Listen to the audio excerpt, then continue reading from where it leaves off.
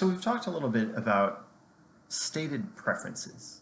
If we're trying to measure the benefits of improving environmental quality, of reducing pollution, we can ask people how much they value having a clearer view in the Smoky Mountains or having better quality water to go swimming in the river. We can ask them that. That's the stated preference method. We have some concerns about it, though, as we talked about, because one, it's hard for people to come up with a number, and two, people have incentives to distort what they say, because you're asking them how much they would value something. They could say $1 million or a -$1 million, and they're not going to actually be paying it, right? They're just giving you a number, but they're not putting their money where their mouth is. Well, so when economists are able, we usually try to use revealed preference data.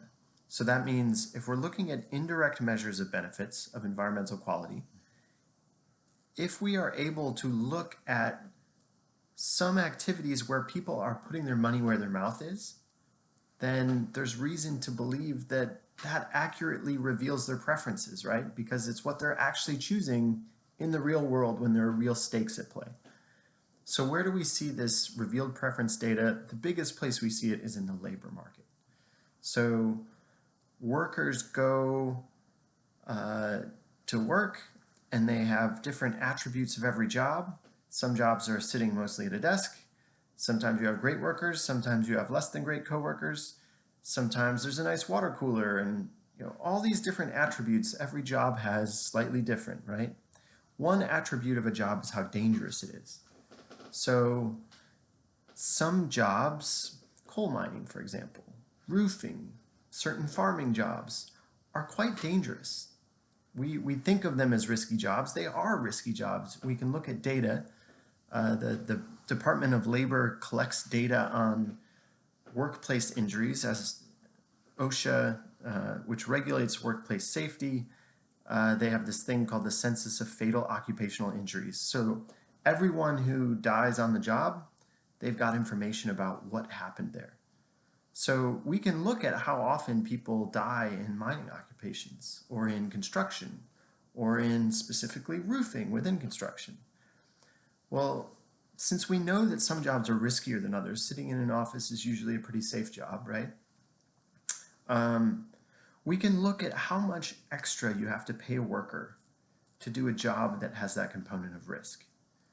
So generally speaking, people are only going to work a riskier job if they get paid a little extra to take on that risk. You can think of it as like a hazard pay premium. You hear talk about that right now with the coronavirus, the COVID-19 pandemic. Frontline workers, some businesses have offered their workers kind of a premium, a bonus that's like a hazard pay sort of idea, right? Like, we know you're putting yourself and your families at risk by coming into work every day and interacting with people. You're much more likely to catch coronavirus because of that. We're going to pay you an extra $1 an hour to compensate you for that risk. So that's the idea behind a wage premium that we see in risky jobs. That doesn't mean the risky jobs make the most money, right? Because again, this is only one small attribute out of many for different jobs, but it can be an important one.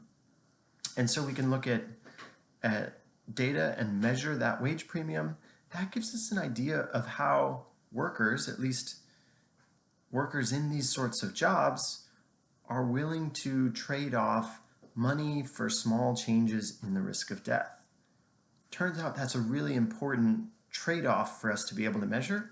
If we can measure that trade-off, it means we can come up with a value of statistical life. How much do people generally demand to add a small amount of risk to their daily life?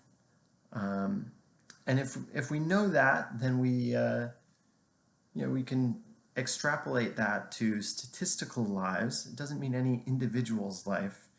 It means thinking about changes in these probabilities over a large population. And that's exactly what we're doing when we're looking at environmental regulations. If we're going to clean up the air a little bit by being a little more strict about air pollution coming out of factories, that means we're going to save some lives. There are people who die from lung cancer, from severe asthma, COPD. Um, so looking at the lives saved ends up being a huge benefit of improving environmental quality. In fact, the main one that we typically measure in a cost-benefit analysis is lives saved. We also often look at morbidity. When people get sick, how big of a benefit is it to have people avoid getting asthma? It may not be killing them, but it is affecting their quality of life and what they're able to do. People care about that as well. So we look at revealed preference data from the labor market to get estimates of the value of statistical life, or for the value of statistical cancer case or asthma case or different morbidities. We can also look at places like the housing market. So if there are two houses that are identical, except one of them is next to an old factory that released pollutants and the other one is not, people are going to pay less for the one that's right next to the factory that has that pollution, right? And so we can look at that same sort of trade-off that people are willing to make. You know, if you're giving away that house, sure, I'll take it. What kind of premium are people willing to pay for a house that is free of that pollution? Or another way to look at it is, how much of a discount do you have to give on a property that has potential pollution nearby?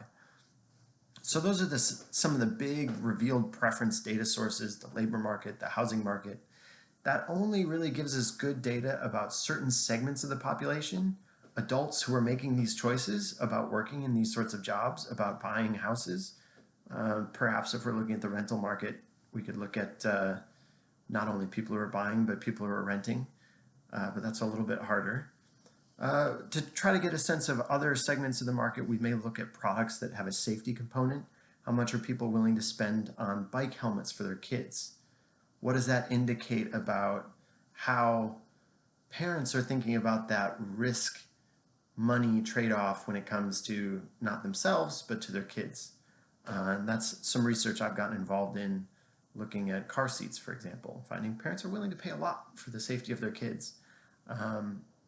So that is revealed preference measures of benefits. It's an indirect measure of benefits. We're not looking at the cost of going to the doctor. We're looking at what people are willing to pay to avoid getting this stuff. And that is an important part of measuring benefits for environmental amenities and looking at policies through something like a cost-benefit analysis. That's it for today.